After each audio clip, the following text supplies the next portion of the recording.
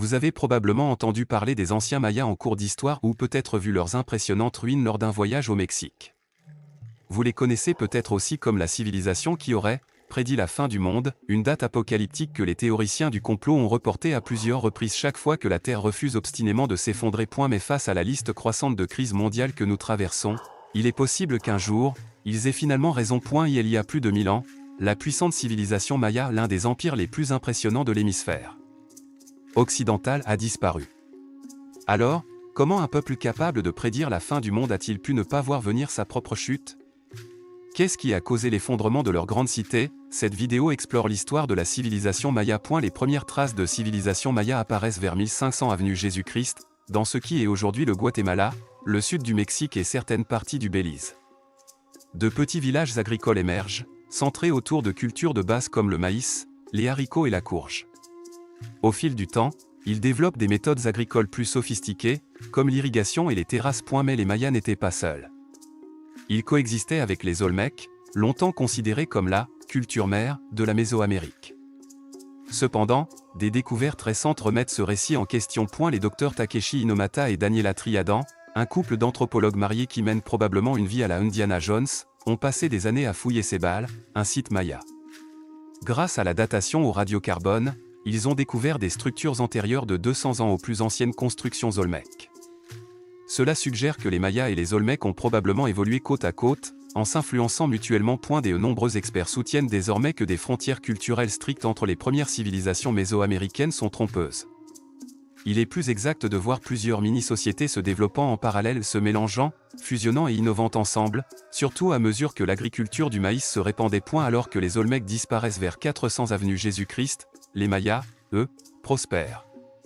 Leurs villages deviennent de vastes cités, avec des temples, palais, arènes sportives et places publiques. Ils excellent dans la métallurgie, créent un système d'écriture hiéroglyphique complexe, développé entre 200 et 300 avenue Jésus-Christ, et réalisent d'importants progrès en astronomie. L'écriture maya n'a été entièrement déchiffrée que ces dernières décennies. La plupart de ce que nous savons aujourd'hui provient d'inscriptions, de découvertes archéologiques et de seulement 4 codex survivants d'anciens livres en écorce de figuier, reliés avec des peaux de jaguar. Pourquoi seulement 4? Parce qu'à leur arrivée, les Espagnols en ont détruit la majorité, les condamnant comme païens. Ironiquement, la civilisation maya ne s'est pas effondrée à cause des Espagnols. Son âge d'or s'étend de 250 à 900 après Jésus-Christ, bien avant la colonisation européenne. À leur apogée, les Mayas étaient de brillants astronomes. Leur système calendaire compte parmi les plus complexes jamais développés, avec 2 calendriers utilisés simultanément, l'un composé de 18 mois de 20 jours, et un autre le calendrier du compte long, mesurant d'immenses cycles de temps. C'est ce calendrier du compte long qui a conduit à la frénésie apocalyptique de 2012. En réalité, le calendrier ne prédisait pas la fin du monde, seulement la fin d'un cycle. Plus précisément, une ère de 13 Béacatin qui s'est achevée le 21 décembre 2012. Les Mayas possédaient en fait des unités de temps bien plus longues, allant bien au-delà de 2012. Mais, bien sûr, certains ont mal interprété le tout. Certains étaient simplement trop impatients de voir le monde finir. Les Mayas ont construit de magnifiques pyramides dont beaucoup tiennent encore debout aujourd'hui à Chichén Itzá, Tikal, Palenque et Tulum. Certaines servaient à l'observation astronomique. El Caracol à Chichén Itzá, par exemple, est aligné avec les mouvements de Vénus et aurait pu fonctionner comme un observatoire. Les événements célestes avaient une profonde signification religieuse. Les Mayas croyaient que les dieux communiquaient à travers les étoiles, et que la vie était un cycle répétitif: naissance, destruction, renaissance. Dans le Popol Vuh, le mythe de la création maya, les humains sont d'abord faits de boue, puis de bois. Aucun ne résiste.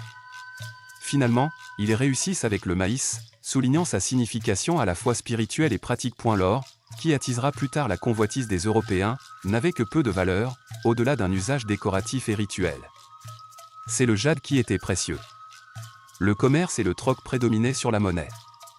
Et oui, les sacrifices humains étaient bien réels et vénérés. Les sacrifices n'étaient pas seulement des rituels macabres, ils étaient considérés comme des accès directs au divin. Les victimes, souvent peintes en bleu et parées de coiffes, avaient le cœur arraché, parfois même décapitées, et des offrandes sanglantes pour apaiser les dieux. Les morts honorés incluaient des ennemis capturés, des athlètes sacrifiés, et des femmes mortes en couche. Le jeu de balle maya, joué sur d'immenses terrains en forme de I, était plus qu'un sport, c'était une bataille spirituelle. Basé sur les héros mythiques Unafu et Xbalanque, il symbolisait le combat cosmique entre lumière et ténèbres. Les joueurs utilisaient uniquement leur hanche droite, leur coude et leurs genoux pour déplacer une lourde balle en caoutchouc, sans la laisser toucher le sol. Le but, la faire passer à travers un petit anneau de pierre perché sur un mur. Une des équipes avait clairement la tâche plus difficile. Les perdants auraient pu être sacrifiés, bien que certains chercheurs pensent que seuls certains captifs l'étaient, pas des équipes entières. Dans tous les cas, le jeu était sacré, et des terrains ont été retrouvés dans presque toutes les cités mayas. Malgré une culture, une religion et une architecture communes, les Mayas ne formaient pas un empire unifié. Ils existaient sous forme de cités-États indépendantes, chacune dirigée par un ajao. Certaines, comme Sereno Salvador, semblaient plus communautaires, un peu comme le village hippie du monde maya. Et la plupart, cependant, étaient hiérarchisés.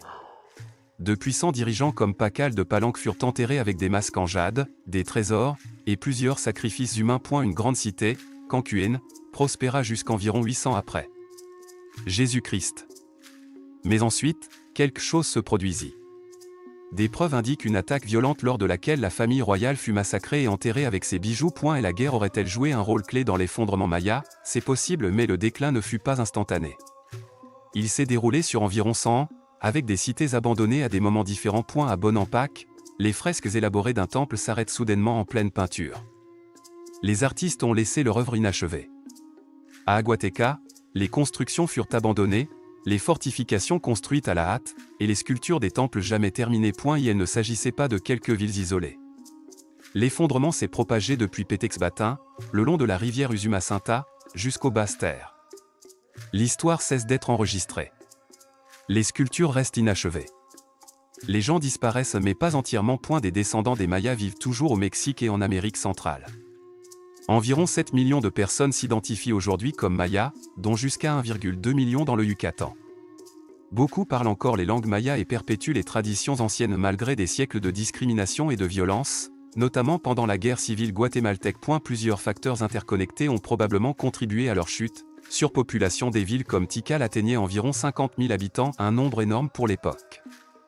Nourrir une telle population a mis l'agriculture à rude épreuve, entraînant famine et migration. Sécheresse sévère. Les sédiments du lac Chichancanab révèlent de longues sécheresses, avec une baisse des précipitations allant jusqu'à 54% entre 800 et 1000 après Jésus-Christ.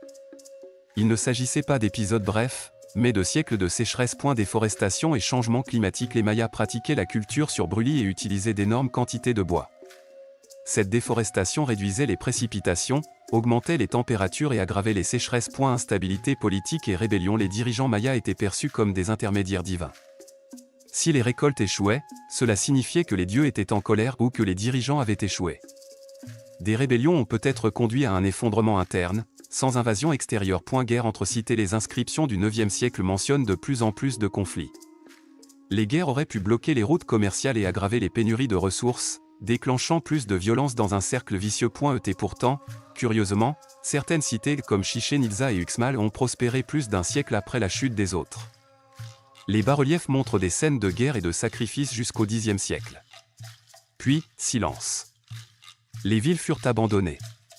Les constructions cessèrent. Les raisons exactes restent floues. Peut-être que ces cités du Nord disposaient de plus de ressources ou d'un meilleur accès au commerce. Peut-être ont-elles fini par succomber aux mêmes défis écologiques et politiques. Quelle qu'en soit la cause, l'histoire des Mayas est celle de la brillance, de la résilience et d'un avertissement. Ils n'ont pas totalement disparu mais leur civilisation, telle qu'elle existait, des nombreuses traditions mayas perdurent aujourd'hui dans la langue, l'art, l'agriculture et la spiritualité. Pourtant, les communautés mayas modernes font encore face à l'oppression systémique et à l'effacement culturel. Alors que nous faisons face à nos propres défis climatiques, à des troubles politiques et à une surconsommation, les Mayas nous tendent un miroir. Leur destin nous rappelle qu'aucune civilisation, aussi avancée soit-elle, n'est à l'abri de l'effondrement. Surtout quand il est accompagné d'un compte à rebours de 13 Bakatins.